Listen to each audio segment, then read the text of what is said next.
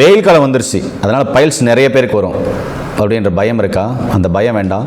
மூலத்தை வேறொரு அறுக்கக்கூடிய உணவுகளில் ஒரு உணவை நான் உங்களுக்கு பரிந்துரை செய்கிறேன். அதுதாங்க நீர்த்து போன புளிப்பில்லாத மோரோட ஒரு சில மூலிகைகள் சொல்றேன். அதை போட்டு நீங்க ஒரு 1/2 லிட்டர் தினமும் குடிச்சிட்டு வரலாம். அது என்ன அப்படின்னு சொன்னா, புளிப்பில்லாத நீங்களே சிலுப்பின நீர்த்து போன மோர், இது ஒரு 1/2 லிட்டர் எடுத்துக்கோங்க. தேவையான அளவு கருவேப்பிலை, தேவையான அளவு இஞ்சி, தேவையான அளவு கொத்தமல்லி, தேவையான அளவு உங்களுக்கு பிடிச்ச அளவு போட்டுக்கோங்க. அந்த 1/2 லிட்டர் அதுல ஃபுல்லாவே போட்டு எல்லாத்தையும் ஃபுல்லாவே அரைச்சணும். அந்த 1/2 லிட்டர்ல போட்டு அரைச்சு புளிஞ்சு வடிகட்டி ஒரு பாட்டில் ஊற்றி வச்சுக்கோங்க. காலையில ஒரு 10 மணிலிருந்து மதியம் ஒரு 2-3 மணிக்குள்ள அப்பப்ப கொஞ்சம் கொஞ்சமா குடிச்சு முடிங்க. ஒரு 11 மணிக்கு மேல வெயில் அதிகரிக்க ஆரம்பிக்கும், ஒரு 3 மணிக்கு வெயில் தாழ ஆரம்பிக்கும். இந்த கேப்ல அந்த 1/2 லிட்டர் மோரை தொடர்ந்து குடிச்சிட்டு வாங்களேன். பைல்ஸ் உங்களுக்கு வரவே வராது.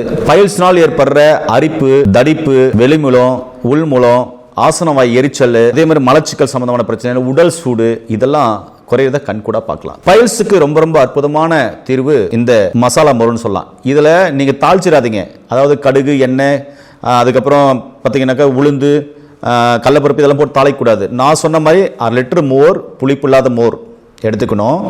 அதில் கருவேப்பிலை, கொத்தமல்லி, இஞ்சி, இது 3 மட்டும் தான் போடணும், வேற எதுவும் போடக்கூடாது. போட்டு நல்லா சிரிப்பு வச்சுக்கணும். தேவைப்பட்டால் அதில் கொஞ்சமாக உப்பு, ஒரு 1/2 உப்பு போட்டுக்கோங்க. போட்டு கலந்து வச்சு அப்பப்போ குடிச்சிக்கலாம்.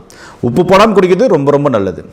இது குடிச்சு பாருங்க, உடம்பு குளுமையாக இருக்கும், நல்லா ஜீரணமாகும், அதே சமயத்தில் உடல் உஷ்ணம் தணிக்கும், மூலாதாரம் சூடு இல்லாமல் இருக்கும், பித்தம் தணியும், குடலில் இருக்கிற அலர்ஜிகள் மெல்ல மெல்ல குறையும். ரொம்ப ரொம்ப அற்புதமான ஒரு உணவு முறையாக சொல்லியிருக்கேன். கண்டிப்பாக எல்லோரும் பயன்படுத்தி பாருங்கள். ஏன்னா இப்போது மார்ச், ஏப்ரல், மே அதெல்லாம் பார்த்தீங்கன்னா வெயில் ரொம்ப உஷ்ணமாக இருக்கும். இதோடு சேர்த்து பழைய கஞ்சி தண்ணி காலை நேரத்தில் தினமும் குடிச்சிட்டு வாங்க. உங்கள் உடல் ஆரோக்கியத்துக்கும் வெயில் காலத்துக்கு இதமான உணவாகவும் இருக்கும்.